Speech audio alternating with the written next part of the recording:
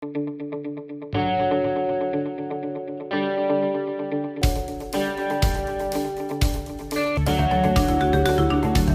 Friends, welcome to entertainment by Slevin channel. రష్యాకు చెందిన professor ER ముల్దేషావా ఆధ్వర్యంలో పరిశోధకుల బృందం 1999లో హిమాలయాల్లోని కైలాస పర్వతం మీద విశేషంగా పరిశోధన చేశారు. కైలాస పర్వతం వాస్తవానికి పిరమిడ్ ఆకారంలో మానవులు నిర్మించిన ఒక కట్టడమని వారు ప్రతిపాదించారు. పర్వతం చుట్టూ 100కు పైగా ఉన్న పిరమిడ్ ఆకృతులు ఉన్నాయని, వాటిని మానవులే నిర్మించారని వారు చెప్తున్నారు.